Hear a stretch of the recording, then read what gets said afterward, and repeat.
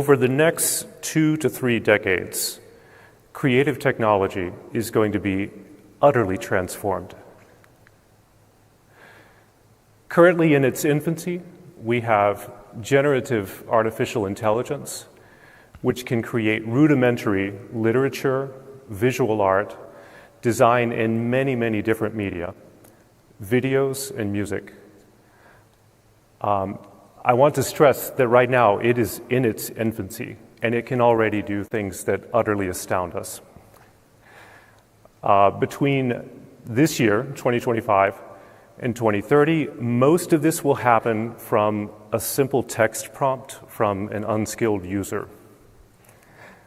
After 2030, we're looking at the possibility of these AI models using real-time readings of our preferences, our cultural predilections, and potentially even our biochemistry to create content that's catered to us individually in real time. Quantum computing could accelerate this timeline. This is hardly even in its infancy at this point. It's hardly even emerged, and so I can only speak from a theoretical standpoint about this at the moment. But when it hits, it's going to hit.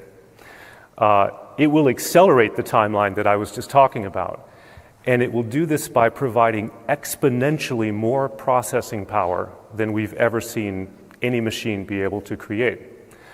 As far as creative applications for this, we're looking at the ability to create complex, lifelike 3D environments with photorealistic visuals, accurately spatialized audio, detailed simulation of real-world physics. This is going to open up new approaches to art making that we have yet to even imagine. Now, this incredible content is going to be delivered to us through content delivery hardware. That's basically, we're talking about anything that is based on a screen or a speaker. So the content delivery hardware will become increasingly intimate and personalized. It'll get miniaturized and closer to our bodies. Right now, we have virtual reality, mixed reality, and augmented reality devices. And we have haptics, which are tiny, tiny little motors that can be placed against our skin to simulate touch and pressure, so that we have generative tactile technology. Again, this is still very much in its infancy.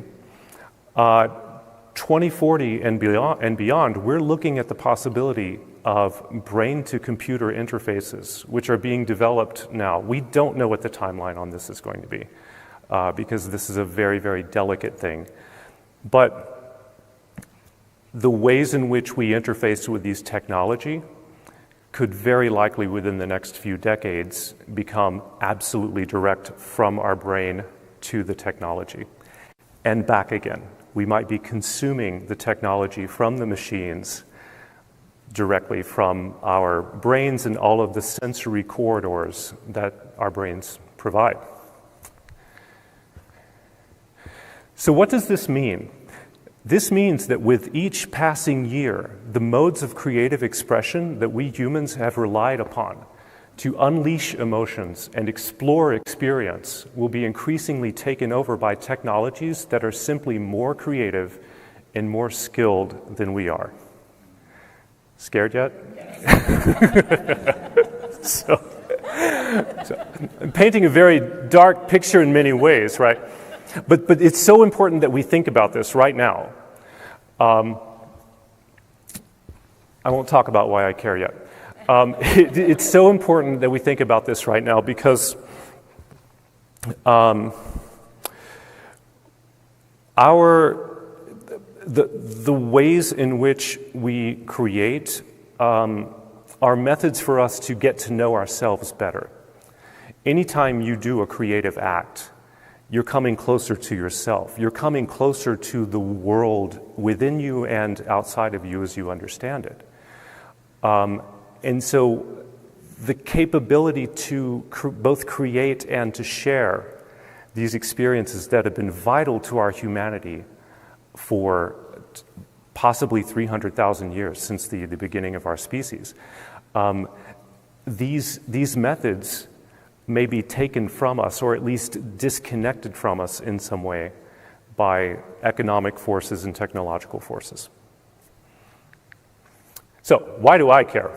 Well, as Paul mentioned, I'm a transdisciplinary artist. I practice in a number of disciplines. One of the main ones I practiced in is operatic singing, which is a 400-ish year old art, depending on how you look at it.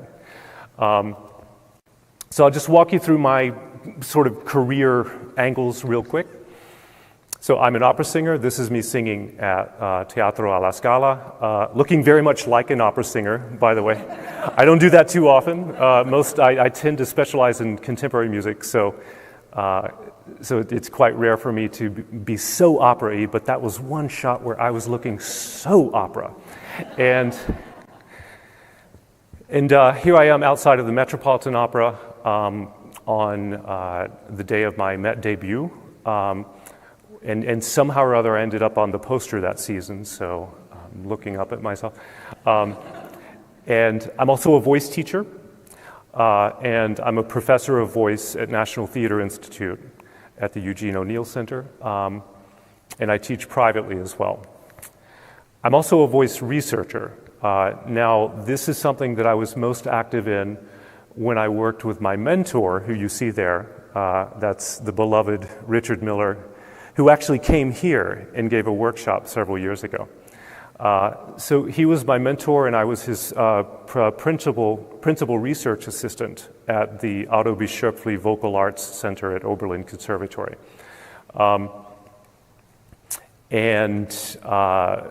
He had a huge influence on the way that I think about vocalism and how I've practiced it in my career. So I'm also a digital media artist, and so this is where we get into the technology thing. I got into digital media long before I even knew what an opera was. From the time I was a teenager, I was collecting synthesizers. I was obsessed with synthesizers in music. And then as computers got faster, I started learning video technology. And then as they got even faster, I started learning 3D technology and learning how to develop for virtual reality. So I'm here in technical rehearsals for a very large production that I created with my partner Vita, who you'll be hearing from in her talk tomorrow about visual storytelling. This was a production of Faust at Lyric Opera of Chicago, and I designed the video projections for this.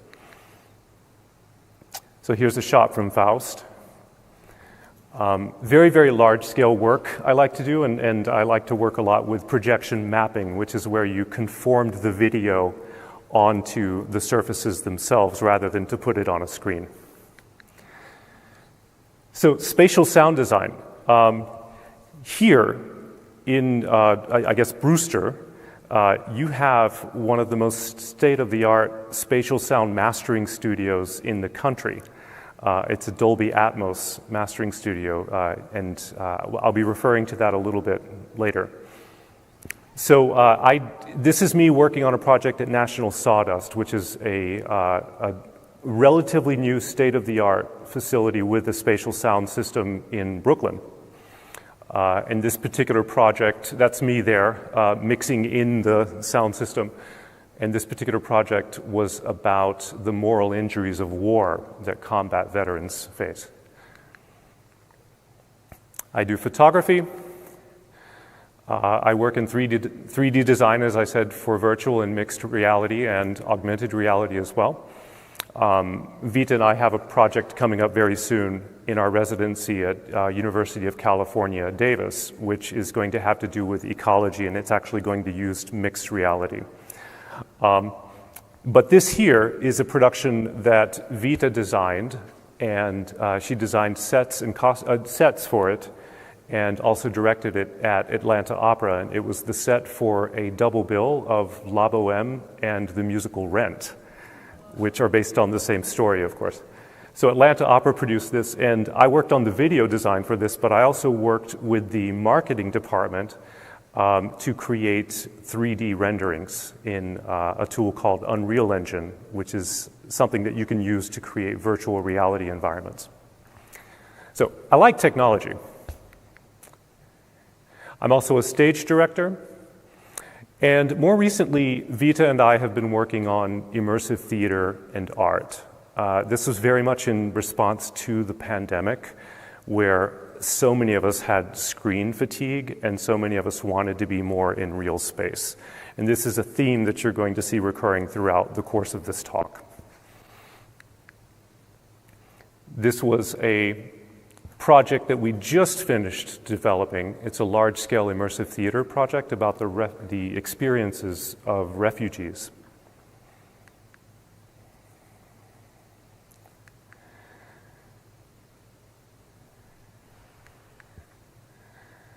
So, shorthand for what I do, you would call it a transdisciplinary artist. It's a relatively new word. It was just coined in about 1970.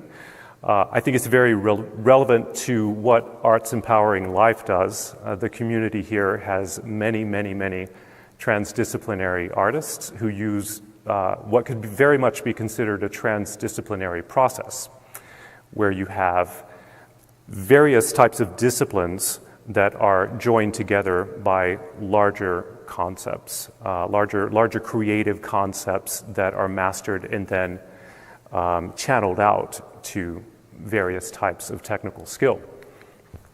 So, why should you care?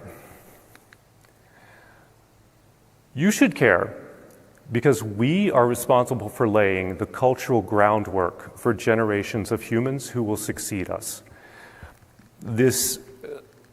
This listing that I just gave of all of the technologies that are encroaching upon our human creativity,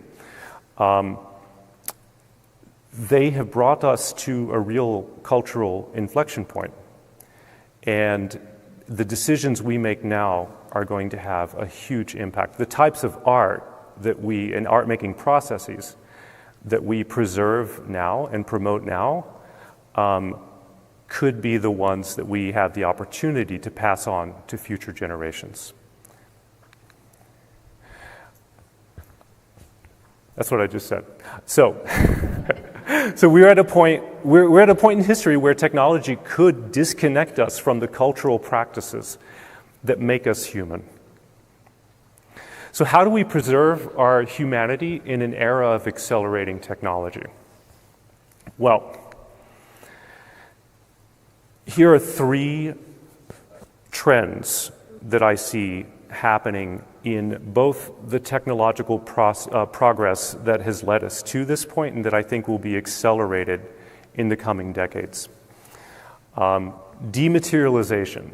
So this is the process that we saw where back in the day you had to have a vinyl LP in order to listen to music.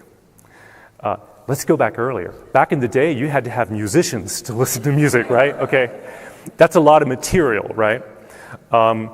And we went from that to vinyl LPs. We go from that to less material, which are 8-track tapes for the handful of you who can remember these.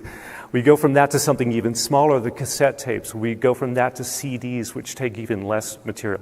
This has happened in so many other areas, and particularly in areas that are driven by human creativity. Disembodiment of the creative process via outsourced intelligence. Outsourced intelligence is just a way of thinking about artificial intelligence.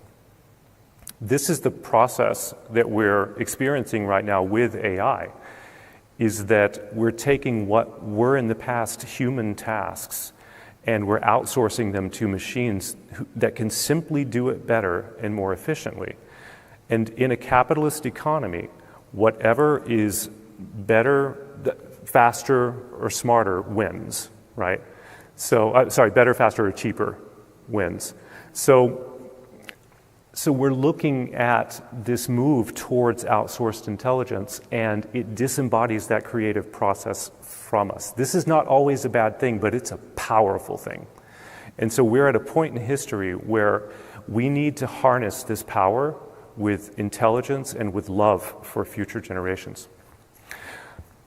Another trend you're going to see a lot is individualization of playback technologies. So technologies that isolate us from the collective to the individual. Again, this is incredibly powerful, but there has been a real crisis of meaning, of personal meaning and collective activity since the pandemic. We're seeing the results of it right now. You talk to any mental health professional about this, and they will tell you. So we have technologies that are driving us in that direction. Even social media, it isolates us while also connecting us at the same time. It's very strange. So I'm going to blast through a timeline now of recent technologies and talk about how each technology has done one of these three things.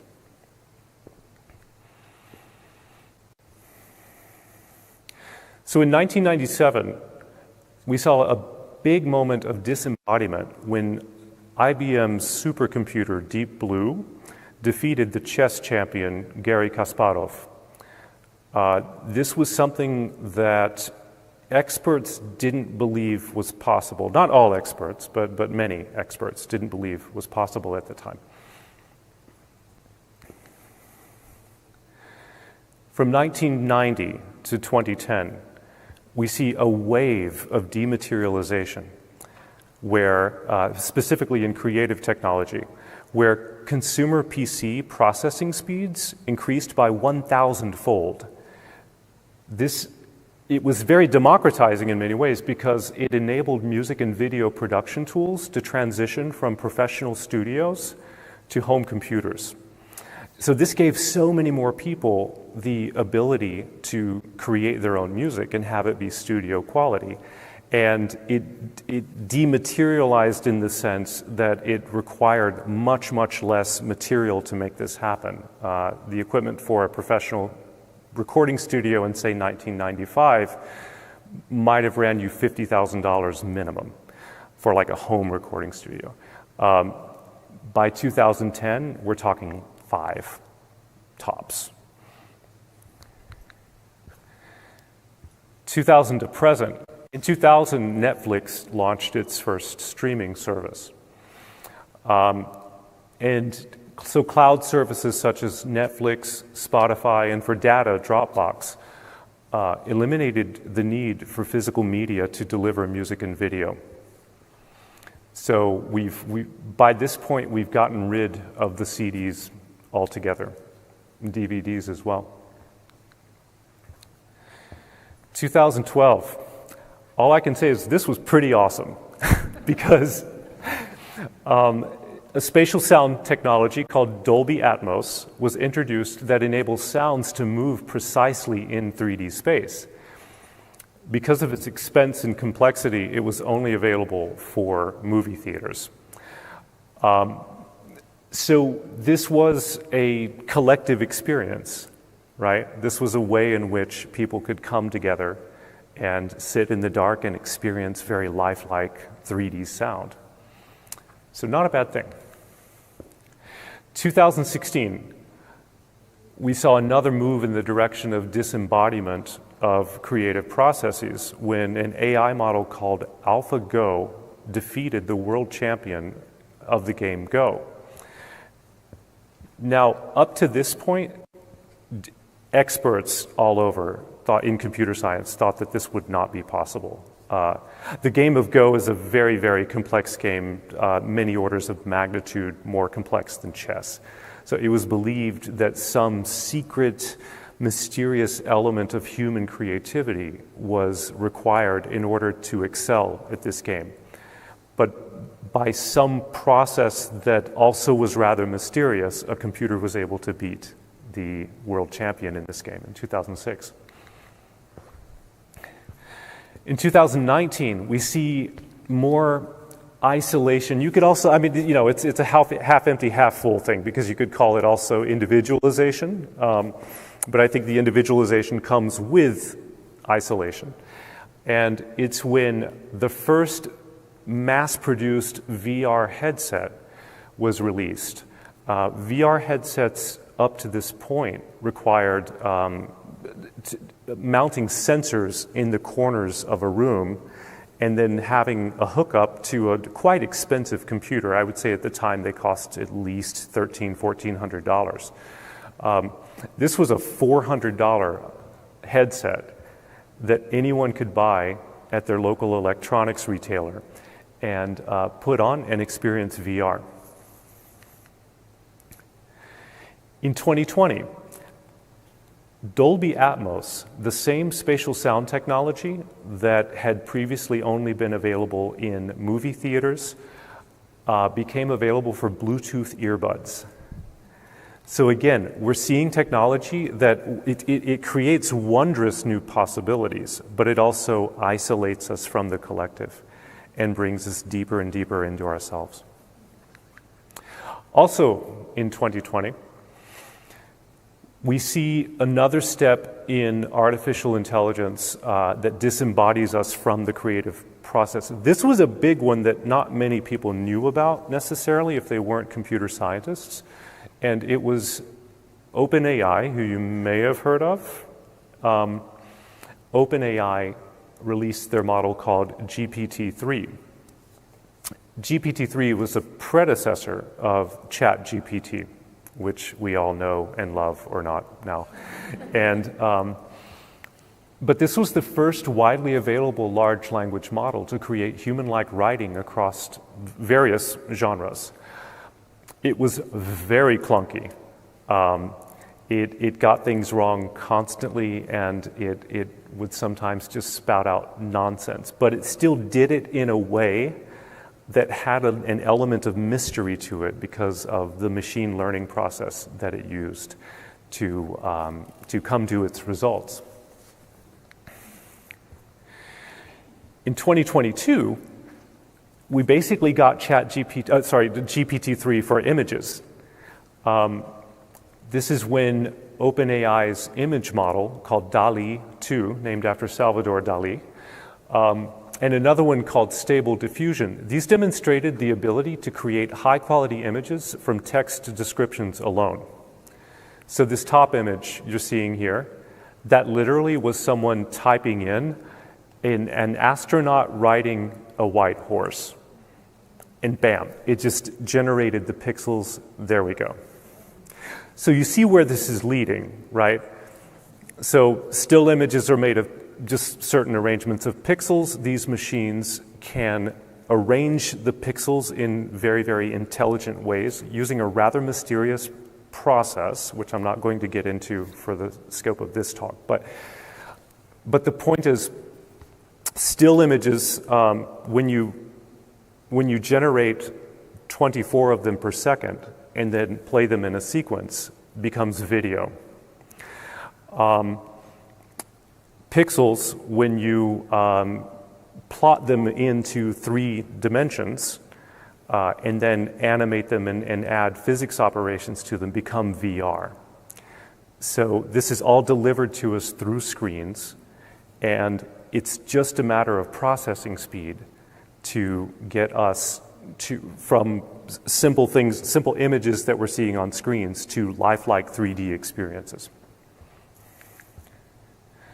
So in 2023, we see more disembodiment of intelligence, outsourced intelligence, I like to say, when OpenAI's large language model, ChatGPT, which was the successor to GPT-3, gained widespread popularity, automating various creative writing tasks. So this one was capable. This was one that could write your term paper for you. You have to keep an eye on it. It's not terribly accurate all the time. But again, these technologies are in their infancy. We have to think about them on a larger time scale and really think about the implications of where they're going to take us. In 2024, this one hurts a little. The music generation model Suno AI allows users to create original songs, complete with studio quality instrumentals and vocals, simply by providing text prompts. So I'm going to have a drink of water real quick.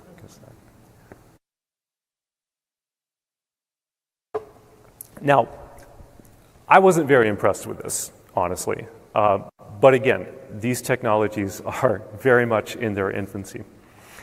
I could see this easily growing to the point where it composes music that is indistinguishable from what a human may have composed. So we have to find a way to redefine what is the role of human composers.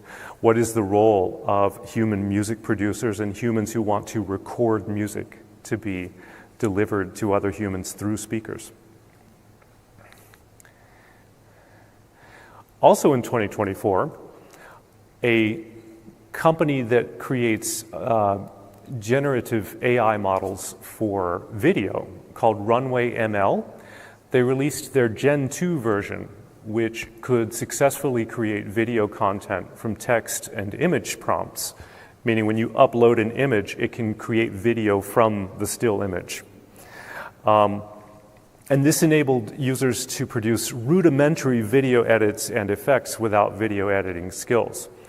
Now, I recently saw their latest model, which was released just a few months ago, and the video effects, and I say this as a video designer, the video effects that it can create are not rudimentary. They're clunky, they're very hard to control, they're hard to point them exactly where you want them to go, but what they're doing is something that 1 year ago would have required maybe 3-4 years of training.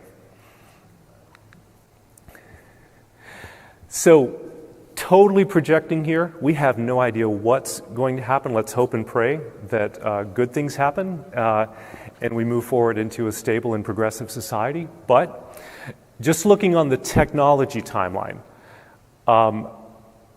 it's perfectly conceivable that AIs over the next 25 years will become capable of creating personalized real-time music and emotion-responsive content. It's also perfectly conceivable that brain-to-computer interfaces will enable thought-to-creation processes that eliminate the need for technical skill altogether, and will be able to create digitally rendered immersive environments that will revolutionize the way that we experience art and entertainment. Looking beyond that, it's possible that we may erase the gap between ideation and reality altogether, or at least ideation in our sense of reality. As thought-based content creation becomes mainstream via brain-to-computer interfaces, then we could have digitally rendered immersive environments that will become indistinguishable from reality. So what's the impact on human creativity? Well, the wonderful thing about this is that it can shorten the distance between creative imagination and creative product. This is very, very exciting. And it's hard for us to even wrap our heads around what possibilities this may bring. But which art forms will likely be most impacted? I think that any art form that is experienced through a screen or speaker could be threatened in terms of its connection to humans.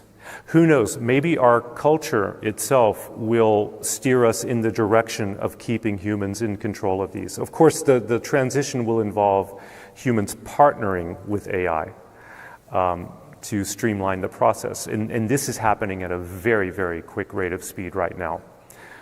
Most people who Vita and I know, for instance, who work in the design field are using AI on a very, very regular basis. And that's a new thing. So any art form that is experienced through a screen or speaker. So let's try to think of what art forms may not be impacted. Well, embodied arts.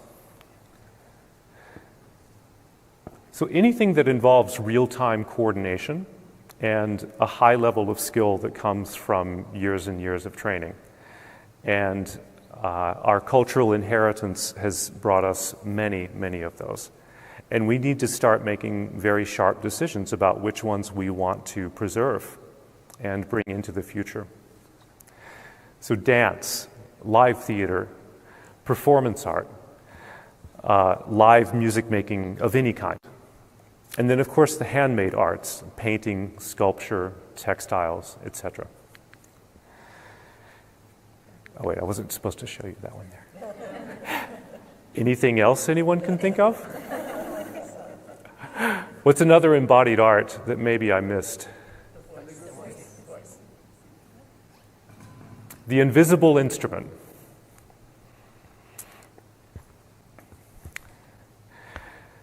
More on that later. So let's talk about visibility and invisibility. So dark matter is a hypothetical form of matter that does not interact with electromagnetic radiation, making it completely invisible and undetectable by conventional sensors. Trust me, I'm going somewhere with this. So, dark matter has two properties that are of particular interest to us in this conversation. One is gravitational interaction. So dark matter exerts gravitational effects despite being invisible, playing a crucial role in holding galaxies and cosmic structures together. It also has the property of cosmic prevalence. Dark matter constitutes approximately 85% of total matter in the universe and about 27% of the universe's total mass energy content. We have no idea what dark matter is. So let's think about how this concept applies in other ways that relate to creative culture. Our current, this is always flexible, as you know. There are always scientific discoveries and different thinking about things, but what we currently understand the consensus to be is that about 300,000 years ago was the earliest evidence of the Homo sapiens species. So if you think about us running on basically the same hardware for about 300,000 years, out of that 300,000 years, only 5,000 have been covered by recorded history.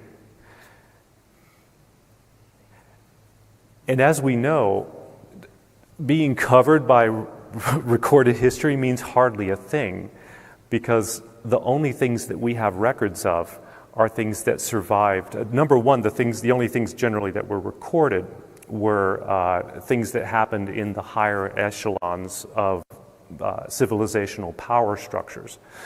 But secondary to that, we only got what actually survived. There's been so much material loss in these 5,000 years. Now that 5,000 years only represents 98.33% of all human activity. So I don't know about you, but the first place that my brain goes is, what in the world did music sound like? Right?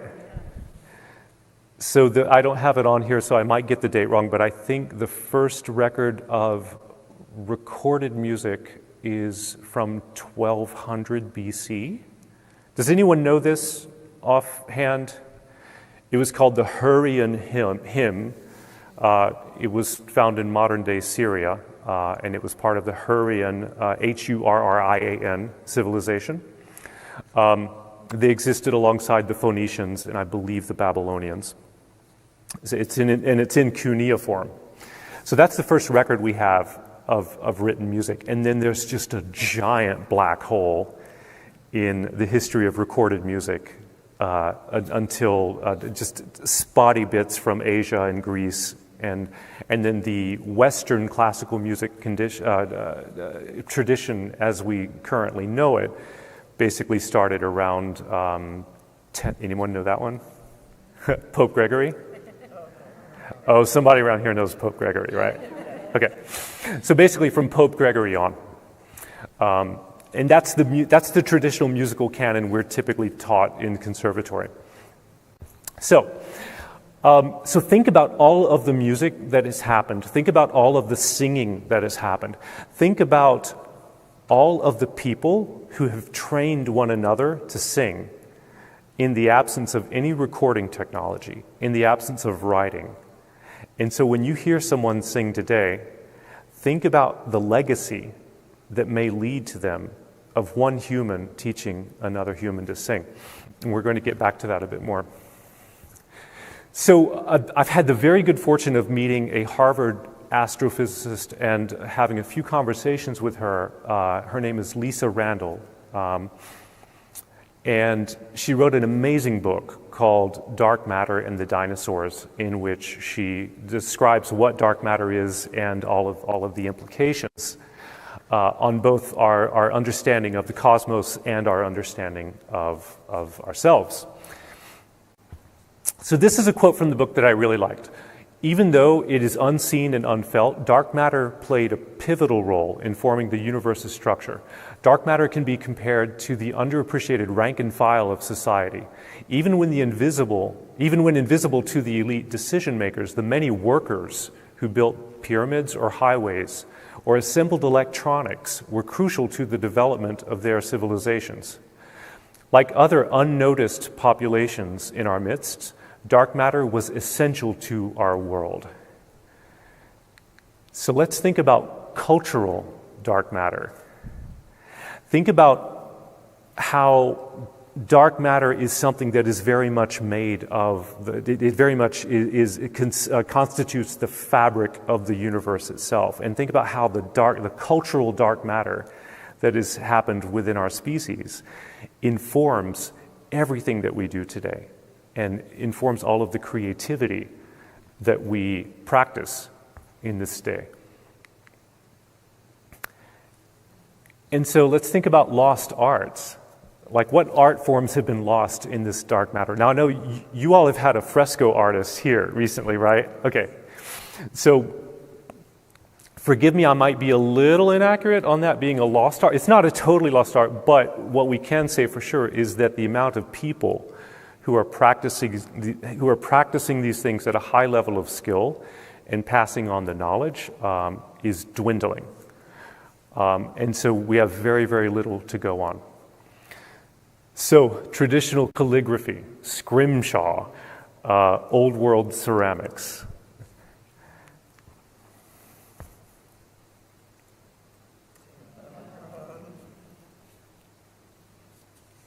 Think about this.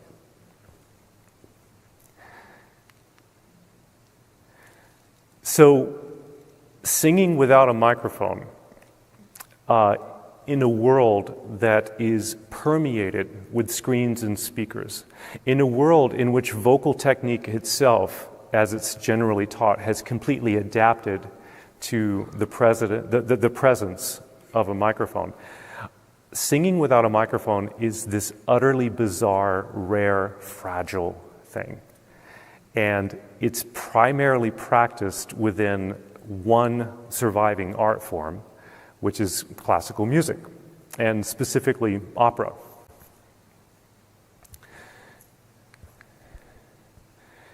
So let's talk about the invisible instrument. The invisible instrument, by the way, is a term that came from my mentor, Richard Miller, because obviously it's invisible. It's deeply, deeply embodied, right? Out of all the embodied arts that we were talking about, singing could be considered one of the most deeply embodied. And so what is singing? I like to think of singing as using the human body to make invisible air molecules vibrate and travel through space in the form of waves from the singer's vocal cords to the listener's eardrum. Think about how intimate that is. Think about how direct that is.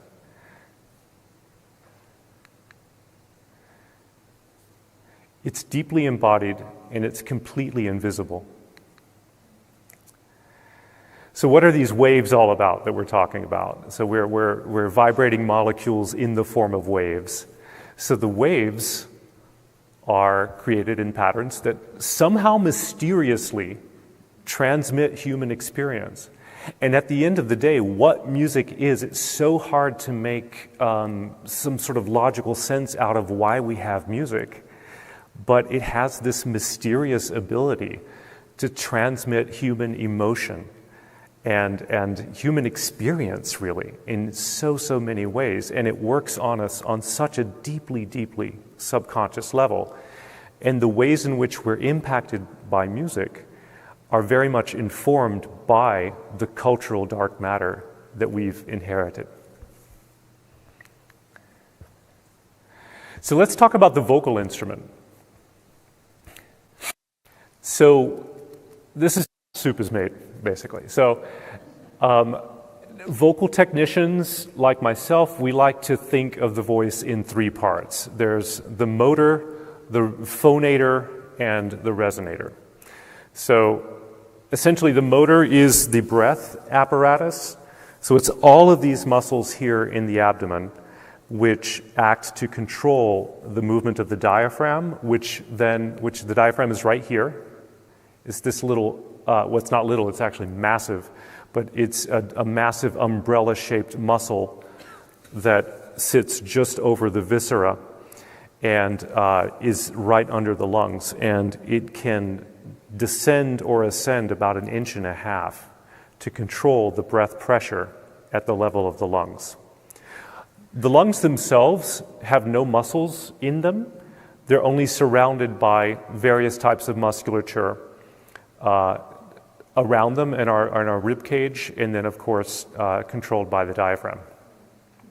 The phonator actually makes the sound. That's the two tiny little flaps of skin that we have. Just if you feel where your thyroid cartilage is what it's called. Some people call it the Adam's apple or the Eve's apple, I guess we could say. So just below that is a little notch, and that's right where your vocal folds are. So they're quite deep in your neck. So your vocal folds vibrate at an incredibly high rate of speed driven by the breath, and that's what creates pitch. Now, if you were to listen to the vocal folds by themselves with someone's head cut off, say, or let's say, if you listen, sorry. Let me back out of that one. If you were to, it's a delicate time, isn't it? If you were to listen to someone's vocal folds alone, it would sound like, it would basically just sound like somewhat pitched noise. What makes this beautiful, warm tone of the human voice is the resonator, which is here. It's everything that happens from the middle of the neck up. This shapes and colors the sound. It gives the sound quite a bit of its power, but also this gives the sound a lot of its power as well. And so what opera singers do specifically is to learn how to balance applying strength here in the breath mechanism with shaping the sound through very selective resonance. And we'll get a bit deeper into that. So here's a side view that shows you how the diaphragm contracts and then relaxes. So when we're breathing in, we're actually contracting our diaphragm. Any of you who have taken voice lessons will know that very often when you're asked to breathe as a singer, you're asked to expand here. And that actually makes the diaphragm descend, which then fills the lungs to their full capacity. So that's the motor. Here are the muscles involved in controlling the breath. And then this is the phonatory mechanism right here. This is just a plastic model, but it seemed to give the clearest view that I could find. So here's about where your vocal folds are, and then here's the resonator tract.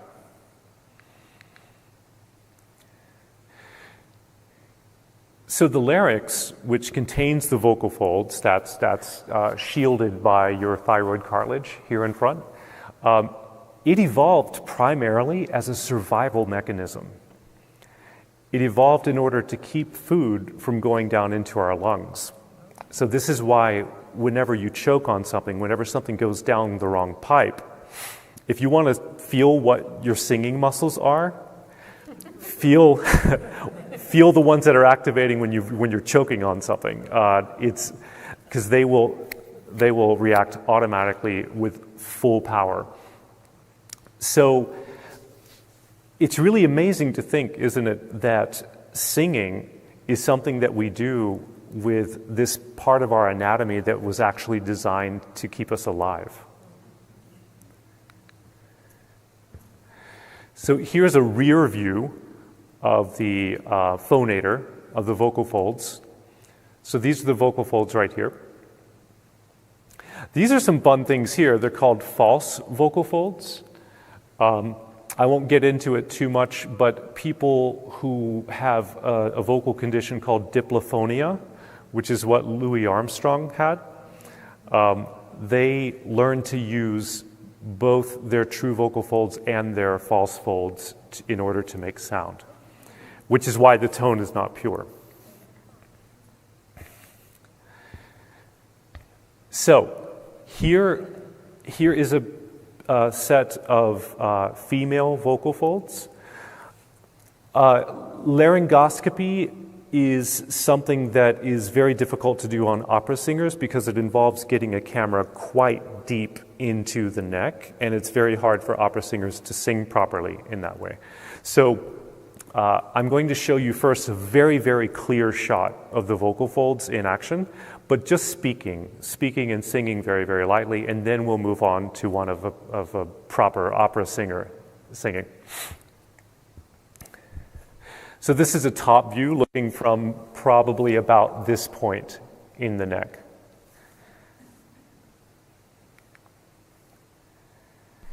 Here is a look at some normal young female vocal cords during a stroboscopic exam.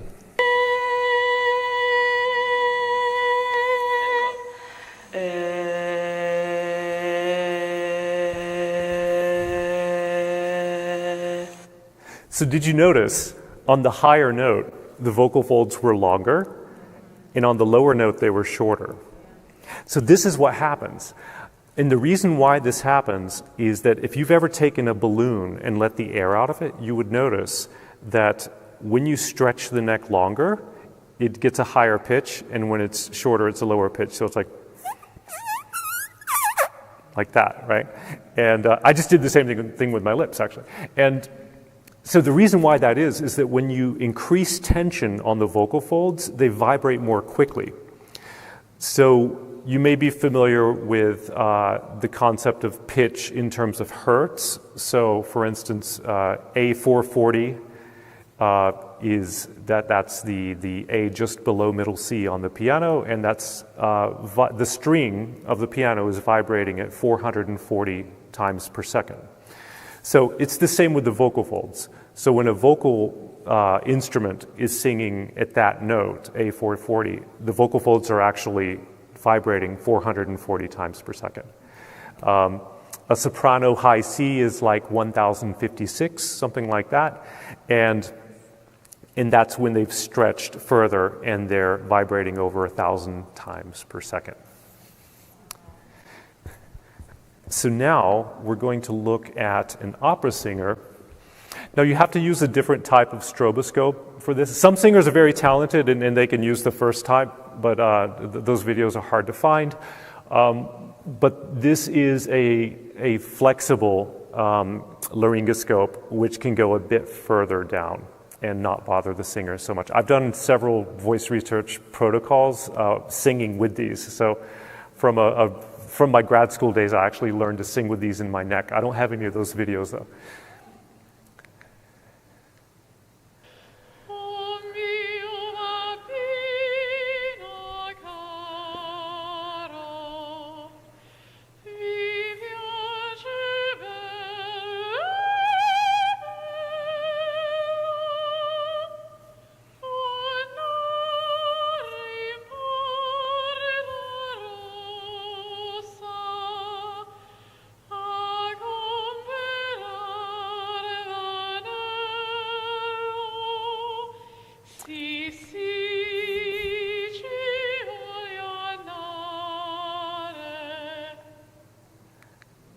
Isn't that beautiful?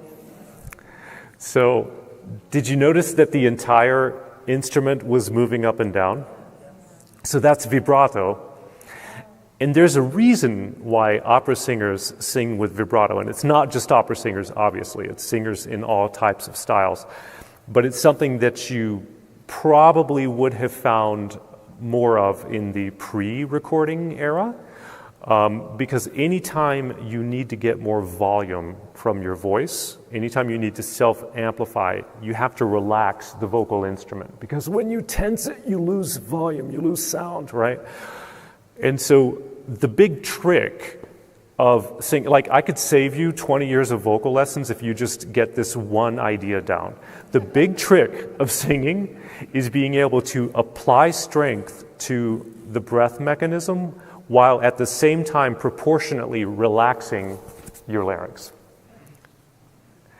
When you relax your larynx, a neurological impulse kicks in to keep your muscles from tearing themselves apart. It's the same neurological impulse that happens if you are pushing a heavy object and your muscles start to tremble.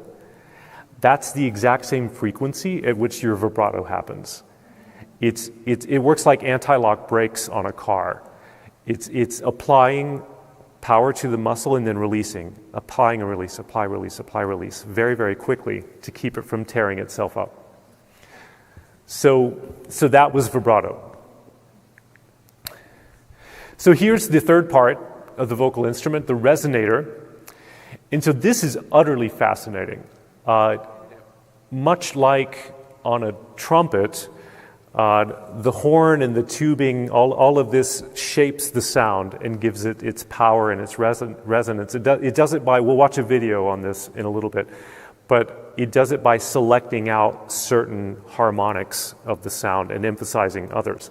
So we can do that flexibly with our resonating cavity. So here's where the sound is generated, here at the vocal folds, and then the sound travels up through this very, very complex and flexible mechanism that we then shape to create the color of the sound. So this is how we create vowels.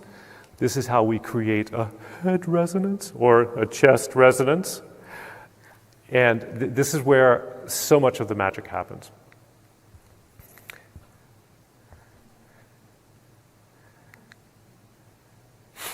So, what's the difference between amplified and unamplified singing? So, self-amplification in Western classical music, and I am taking the purview primarily of someone who is a practitioner of Western classical music. I want to make that point that I'm not being myopic about this, and we simply wouldn't have enough time for me to get into all the other areas of music that have been practiced in the world and types of vocalism that have been practiced in the world that I don't have expertise in. So for now, I'm concentrating on Western classical music and opera. So let's talk about self-amplification in Western classical music. As I said, the big trick is applying power to the breath mechanism while intelligently shaping the resonator in various ways. And here is a little video on this. This video was made, it's really brilliant. It explains in 5 minutes what I probably would have taken 20 to explain to you. And it was actually written by a conductor named Ming Luke. And it was produced by Ted Ed.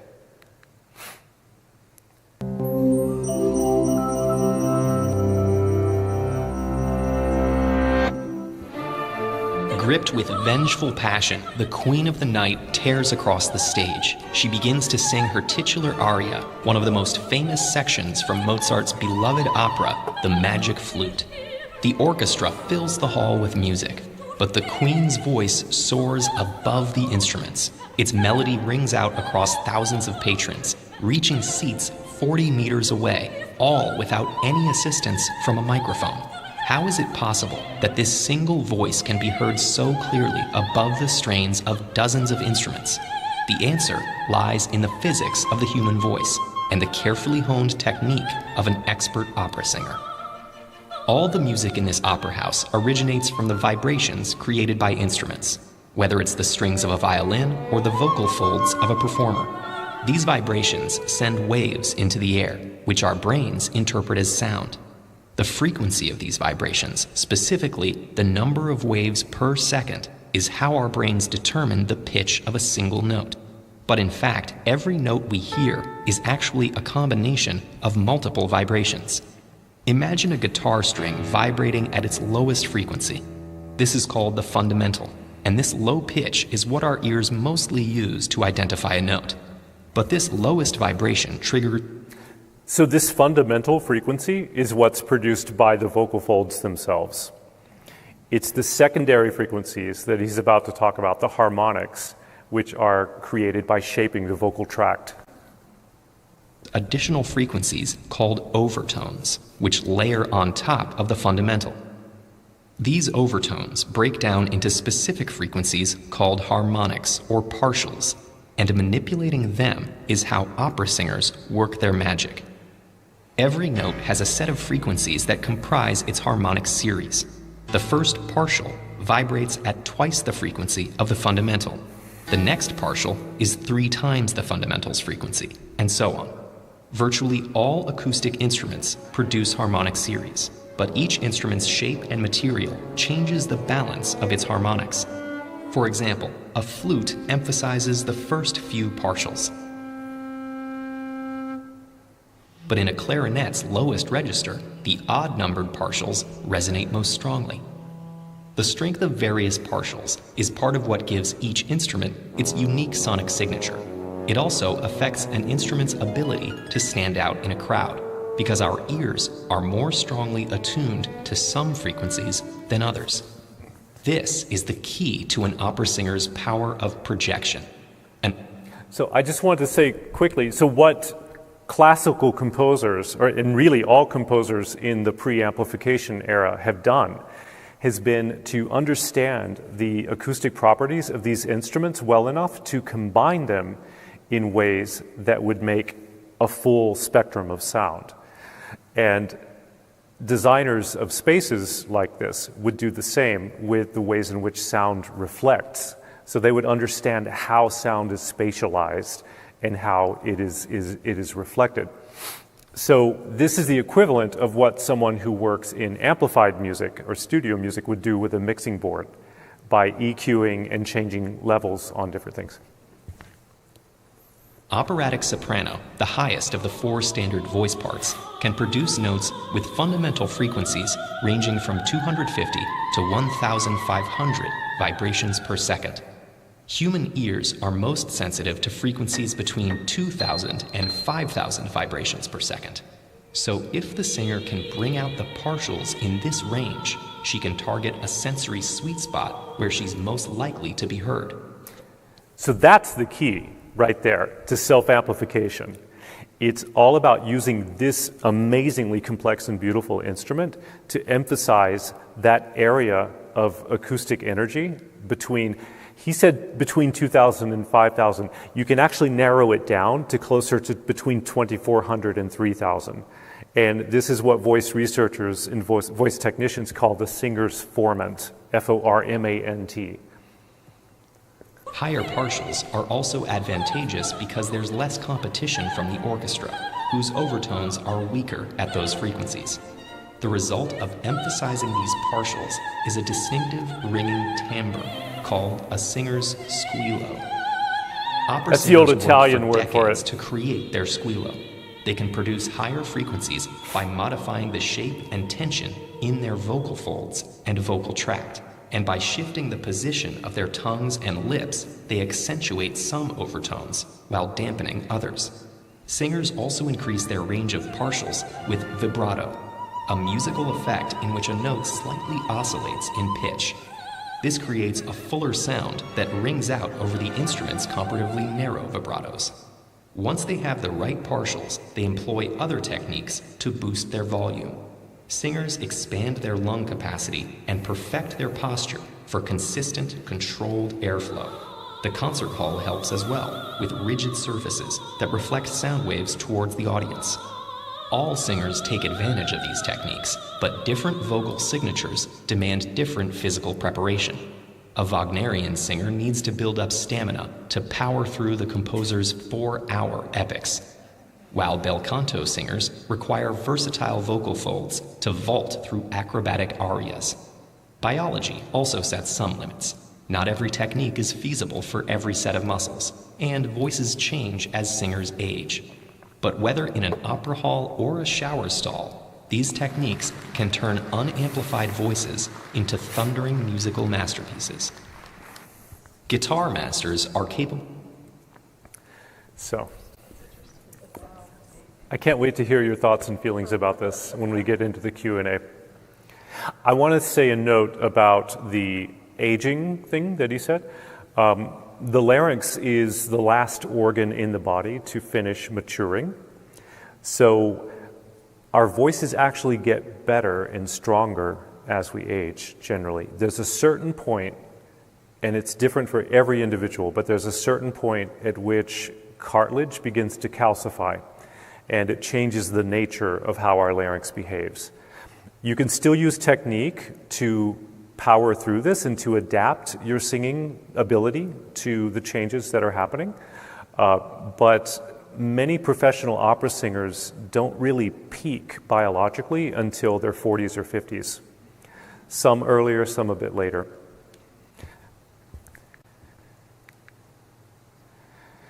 So, what's our takeaway from this? As a storytelling medium, opera may become a lost art. It's dependent upon a variety of economic and cultural factors. I don't want to see this happen, obviously. It's an incredible art form. But I also accept that time marches on and culture can change things far beyond our control. So we don't know how much longer we will have this art form. But opera is a jewel box for this tradition of unamplified singing. And my hope is that we will be able to find a place for this kind of unamplified singing technique that has been passed on to us throughout the ages. This technique can only be learned in physical space from human to human. And each skilled opera singer living today is a part of this unbroken chain of craft that connects us to our earliest ancestors. Operatic singing it's a deeply embodied art, and it relies on this invisible instrument that has taken over 12,000 generations of instruction to perfect the use of. 12,000 generations, that's 300,000 years. It uses an evolved survival mechanism to transmit human experience, and along with other embodied arts, it has the power to connect us with the very essence of our humanity in an era when technology threatens to disconnect us from it. Thank you.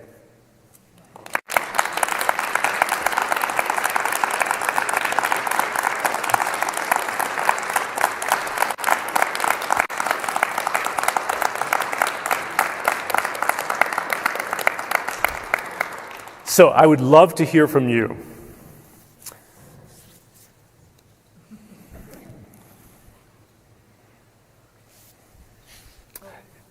Yeah, Sister Monica. I don't even ask this, but there's certain music that reaches down inside me and touches something that you can't even explain. And I heard you refer to that, and I just don't know if you had any more to say about that. Well, okay, so you're saying, I'm repeating your question for the live broadcast. So you're saying that there's certain types of music, there are certain music that really just reaches and touches you in a way that's very mysterious, and that you're curious about what this process is. And so music cognition is a it's a fascinating area of study, and a lot of progress has been made in this area with the progress that's been made in neuroscience recently. I don't know nearly enough about it as I would like to, but you had a speaker in the lecture series, was it last year, Paul, from Berkeley? Susan Rogers spoke about that exact topic in the talk here, and so that's available. I would definitely refer back to that. My own thinking of it is that if you look at it from the perspective of phenomenology, of the idea that our experience is informed by things that are not filtered necessarily through our conscious mind and the prefrontal cortex, by this amazing miasma of cultural influences and life experience, I think that there's something about this ordered sound, these certain types of harmonic patterns that evokes emotional reaction in us. And I think it's beautiful and it's mysterious. And it's amazing how many ways in which we currently understand our physical world, and even the ways in which we understand ourselves psychologically and socially, but we still don't have a common understanding of why we listen to music and why it impacts us the way it does.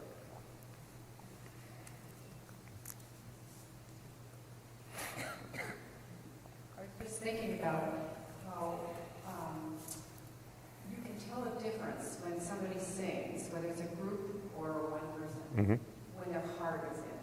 Oh, yeah. When their heart is in it, you can tell. Or there's an anointing on it. Yeah. So the technology to me is a little scary in that where will the heart be in it, or an anointing on it. You know what I mean? Like, anyway, I love hearing singing, but there is that aspect.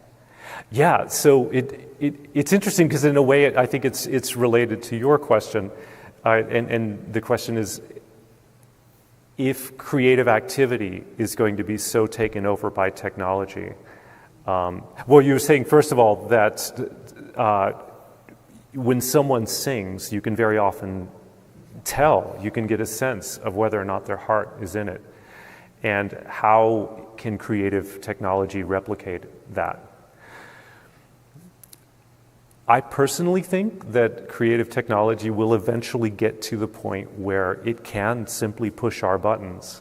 It simply understands us and what we need enough to be able to create music that does that. Now, having a vocalist do that, I don't know. Maybe a synthetic vocalist, maybe through recorded music. But again, that's why I would say we need to continue this practice of real-time music making in collective environments. We need to treat this like this precious, endangered activity. And specifically the techniques that inform that, we need to keep practicing them. And so I think in much the same way that people nowadays have screen fatigue from the pandemic, from having to spend, I'm sure you've all spent a bit of time on Zoom in recent years.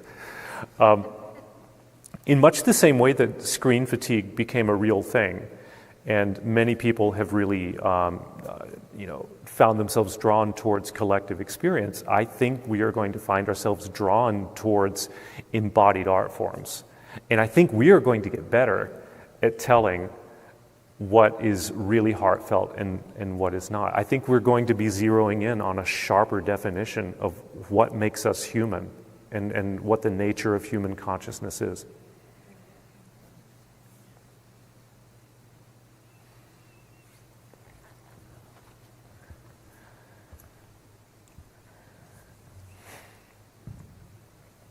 Thank you for your talk.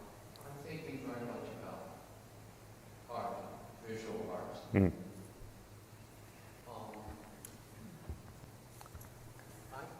I believe that computer-generated art can be very, very attractive, and maybe in many ways, especially Mm-hmm. When I go and look at an abstract painting, I find it very, very difficult to get the message that the artist is getting from that there isn't it.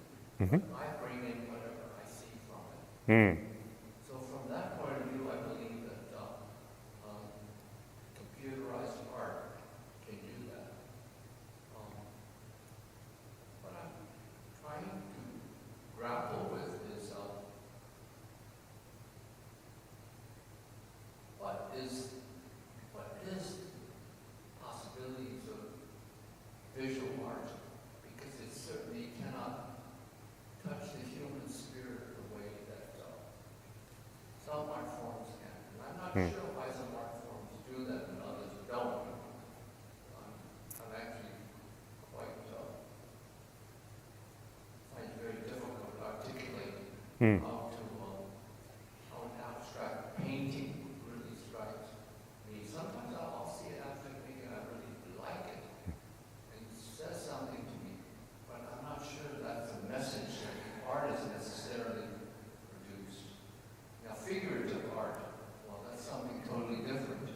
Yeah. You know, you can enjoy a Cezanne, you can enjoy even a Picasso. There's something that is communication between the artist and the observer. But I don't know. I'm not sure that the computer can do that. I could be wrong, because much of this stuff is way beyond me. So I don't know if this I don't even know if this is a question, but it's a generating thought statement. Thank you. I have a good friend who is a well-known psychologist named Esther Perel, and she often has Q&As, and sometimes she'll ask, "Is there a question in there?" But thank you. So the question, as I understand it, and please, because I need to repeat it for the live stream. So the question is that you have an experience often with abstract art that it really engages you and it really draws you in ways that you don't necessarily understand. And is the question whether or not computer-generated or AI-generated art would be able to have that same effect? Not necessarily, Uh-huh. because if I'm bringing in my reactions and what comes from me, Yeah. then it's not a communication between the abstract artist and myself, but Yep. whatever I bring. Yeah. So what is the question? It's fascinating what you're saying, though. It's fascinating what you're saying, because it sounds, and correct me if I'm misinterpreting this, but it sounds like you're talking about this sort of dialogue that you have between your experience and the creation of the artist. Yes. Yeah. So it's going to be fascinating to see what happens with technology, because I think technology is going to be increasingly able to engage us in that dialogue. I think a question I have is, are we culturally going to accept machine-made art in the same way that we accept art that is made by a human? How important is it to us that art is made by a human? I mean, I think from where we stand now, it's hard to say that would not be important, because so much of what art does for us is to give us a window into the experience of another individual or collective of individuals. And so if that's where so much of the meaning of art comes from, then that might be something that we don't ever let technology disconnect us from. And so much of what I'm saying, I mean, so much of what I was saying in this talk, I was trying to talk about what the progression of the technology could be, but I don't want to make too many assumptions about what we're going to do with it. I think it pushes us to a point of having to find where our wisdom is where the limits of meaning are for us. Is that a helpful response? It just makes me think. Yeah, me too. And like you, I feel that so much of this technological process and the technological progress and the implications of it, I feel they are way beyond my understanding. Yes? Can you talk about human vulnerability and embodiment? Yeah. So, not to add another section to the lecture, but there is something about embodied performance.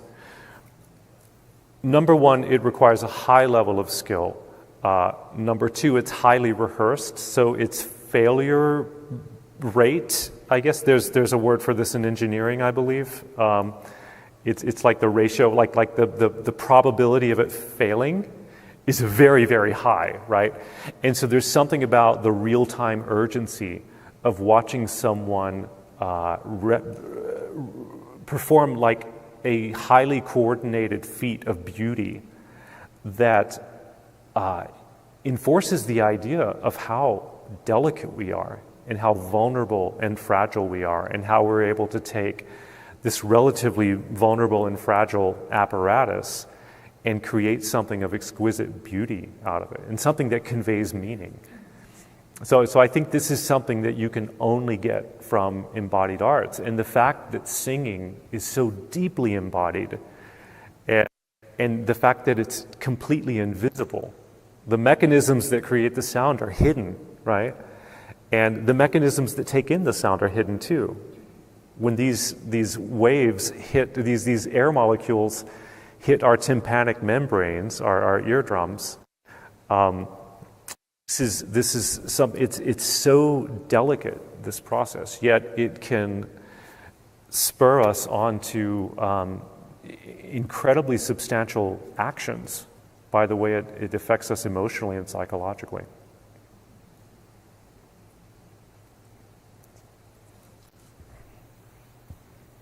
I just had a question, because you talk about being engaged with technology. Mm-hmm. At the same time, you still want to preserve this ancient art form. Yeah. And I guess my question, because I've seen it in other artistic disciplines, whether it's sculpture, we have robots now that can carve stone. Yeah.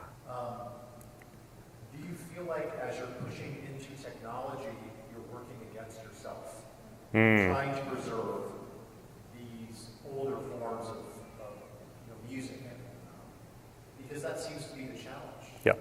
Because as you're promoting and pushing one, you're kind of diminishing the other to some degree, it feels like. Yeah. At least that's my perception. I'd be curious as to what you have to say about that. Yeah. So does my work in digital media and my view of work in digital media, do I see this as somehow at odds with my work in the embodied arts?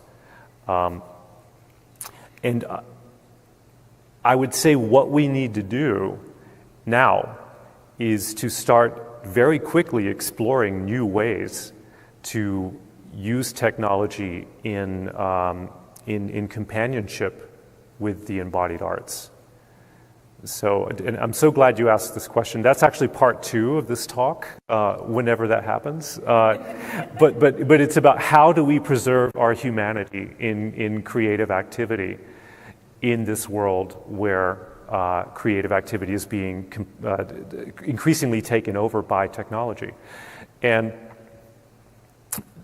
a lot of experimentation needs to happen.